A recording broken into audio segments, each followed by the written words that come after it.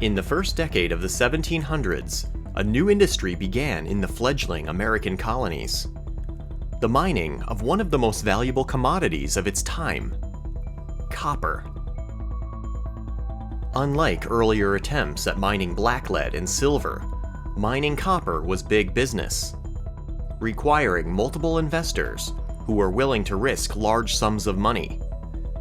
There was no skilled labor force in America at that time to work these mines. The miners needed to be brought to America from England or Germany to mine the copper. Today, very few of these early copper mines are known to exist. But in this episode, we will investigate one of these rare finds. A copper mine dating to the first decade of the 18th century. At this mine, as legend has it, miners excavated one of the deepest vertical shafts in the colonies. An engineering marvel, penetrating 80 feet straight down into the earth, following a vein of rich copper ore. The story of the settlement of America is littered with mining ventures. These early American mines have helped shape today's industrial world, yet only scant traces of them remain, their history hidden deep beneath our feet. But now, with the advent of new technologies, we can rediscover the world of the past in ways never before thought possible. My name is Mike Sandone, and it is my goal to seek out the very oldest mines in America. The ones dating all the way back to colonial times, to uncover artifacts and minerals that help tell their stories, to document and map the tunnels that snake through the earth, and to unravel an important but forgotten piece of American history. This is Mines and Mysteries.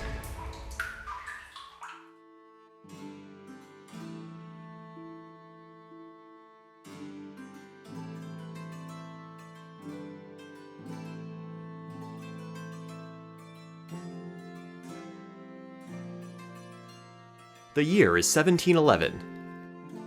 England and France are at war for control of the North American continent. Indian raids are a constant threat to frontier settlements. And just a couple decades prior, witch trials were held in Salem, Massachusetts, resulting in the execution of 20 people. But none of that seemed to adversely affect the colonists' overwhelming desire to make money. So when an outcropping of copper was discovered here, it was big news. A year later, a rudimentary charter was drawn up at the colonial legislature, and 2 investors from Boston began funding the operation. These are the tunnels that the miners carved in search of the copper. The vein has a nearly vertical dip. That means, to get to the rich ore, they needed to follow it straight down into the bowels of the earth. It was from there that the richest ore was removed. But where is the vertical shaft? There surely must be some evidence of it.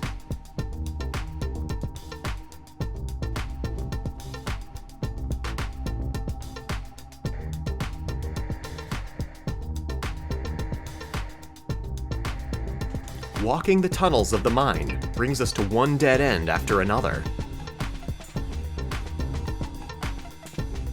But wait, there was one dead end that was not solid rock, but loose rock. Could this loose rock be concealing a hidden part of the mine? The part containing the shaft.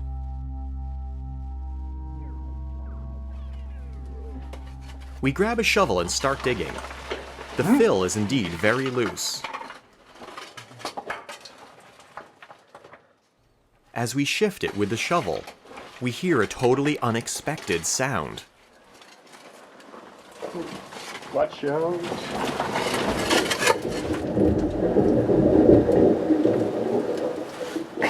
Did you hear that?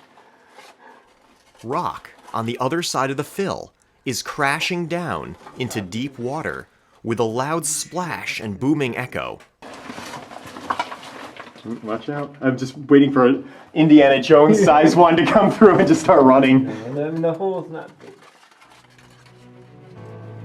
We have just found a tantalizing clue that the historical mine shaft we are looking for may be just within our reach.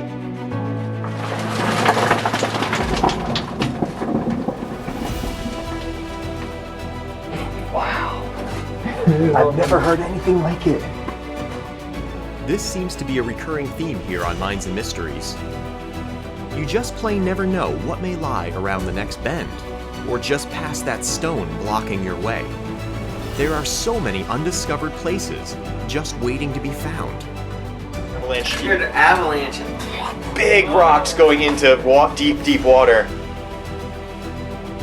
And it seems history reveals itself to those with a drive to explore, and preferably with some really good digging tools. We return the following week with a plethora of tools. And of course, our drive to explore, never leave home without it. And we get busy with a long-handled shovel and Warren hoe.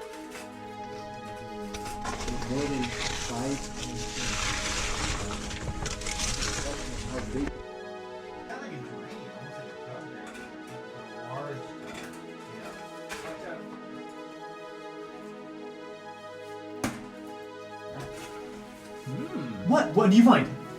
Oh my god! What did you find? He found an artifact. It's some Is sort it of a ladder? staple. Like a ladder Whoa! rung? I don't think it's a ladder rung. I think it was a staple to hold timbering together. This artifact is called a log dog. It was designed to hold two wooden logs together so that they could form a structure.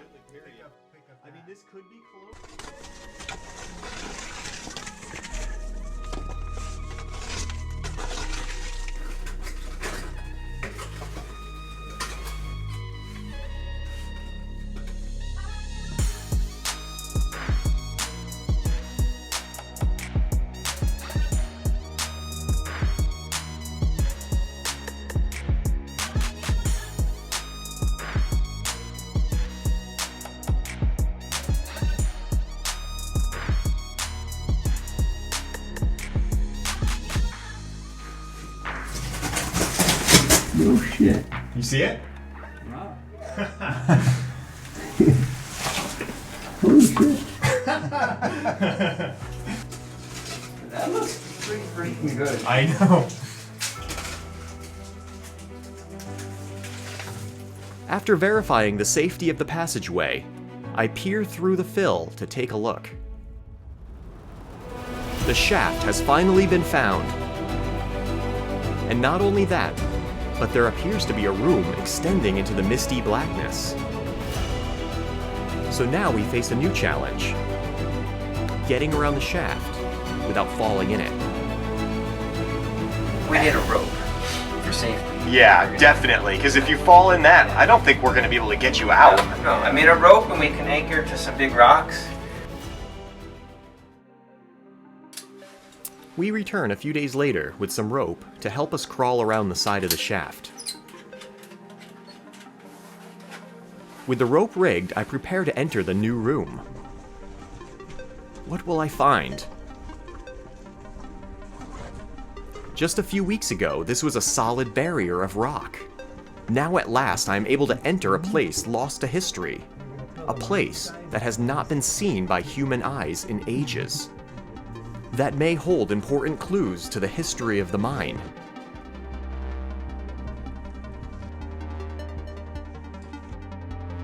With my heart racing, I carefully skirt the edge of the shaft and narrowly avoid going for a swim.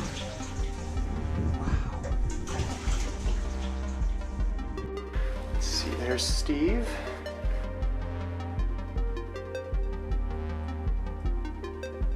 Once to safety, I peer down. It is partially filled with loose rock. The same rock we heard crashing down into deep water when the tunnel was blocked. But if this is in fact the 80-foot deep shaft of legend, then it could not possibly be completely filled. Passing the shaft, I begin searching for artifacts. There's just pieces of rusting iron everywhere. All right, I'm on top of the fill now. And then I make an interesting find. Trying not to hit the artifacts. Oh my god, there's an old shovel back here! The last miner to work this mine had set his shovel down on a pile of rock, walked out of the mine, and never returned. Okay, so this is the first time anyone's picked this up, and wow, it's heavy. It's solid. Wow, it's in such good shape. it's almost like, I mean, hundreds of years pass by and this thing just sits there and it's still usable if you put a new handle on it.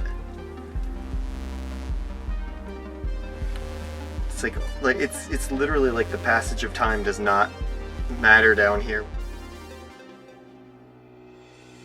Even before I began looking for the historical 80-foot shaft, I had suspected it may be flooded. If you read the accounts of mining in colonial times, the operations are constantly fraught with groundwater seepage. At another copper mine, local farmers were hired to bail water out of the mine, both day and night, until a drainage at it was completed in 1730. At the Schuyler copper mine, water was such a big problem that in 1755, a steam engine was used for the first time in America for pumping it out. But water is not necessarily a bad thing. Water preserves wood and iron artifacts, just as they were left. And while I would love to rappel down into an open void, an environment filled with clear, tranquil water is literally a snapshot of the day the miners stopped pumping the mine.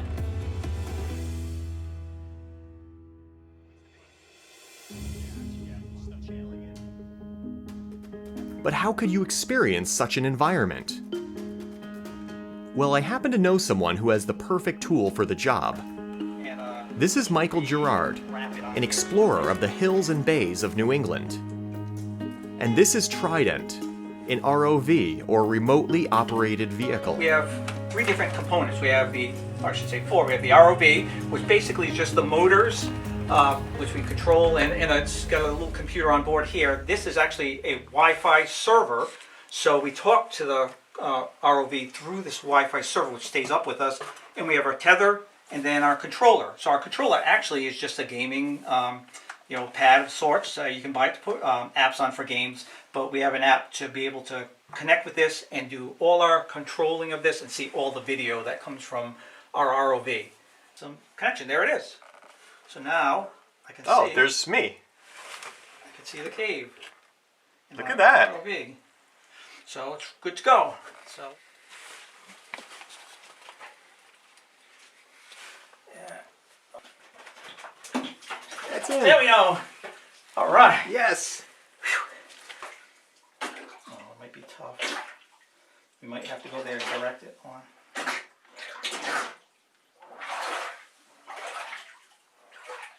Oh, it wants to go. There we go. It's in. It's in. The ROV takes to the flooded shaft like a fish to water.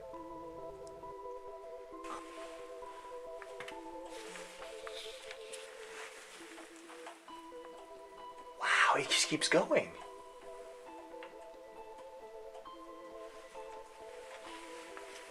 Oh, there's a timber. Look at that. Ooh, yeah. Look at the saw marks on the wood. These parallel saw marks indicate that the wood was sawn on a pit saw or an up and down sawmill. These were eventually replaced with circular sawmills around the 1830s. It's a tunnel. Oh, wow. We're in a tunnel. What's that? Ooh, more wood. Part of a door? What's that right there? More wood. Oh, I need to go down. It has at the end. Oh, the tether. Oh, yeah. Yeah. It's. You don't realize how far you go so quickly. Exactly. It looks like. Is it just wood? Yeah, maybe just randomly placed pieces of wood. But yeah, a lot of wood. Like a lot. Ooh, where are we going now? Ooh, this looks like it gets big. Oh, that drops off. Oh, that drops. Whoa. That Oh yeah, okay, there's the edge of it. So they had planking over it. Oops, oh crap.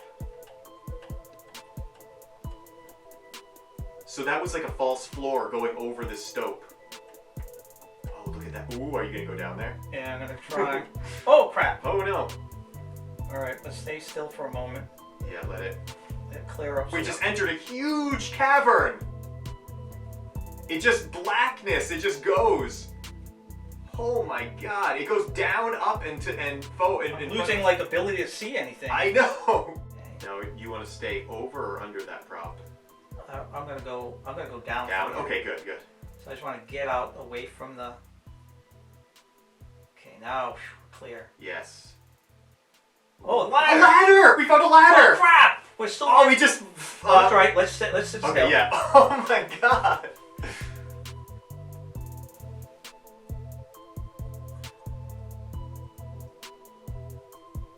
Just afraid to like push too much because it's gonna kick up more. Oh, it keeps going. Whoa, it keeps way going. Still can't believe we have a server in a almost 300-year-old mine exploring. Yeah. So Completely it's so forgotten funny what to have a workings. little mini Wi-Fi server. Imagine what people will be doing 100 years from now to explore this. Yeah, I just want to know where my tether is because that's what's gonna tell us Oh how yeah. to get out. Oh, there's some green. Yeah. Look at that. There's a vein. There's our copper. We find bright green copper left in place, ready to mine. Take a nice shot. Ooh, look at that. Yeah.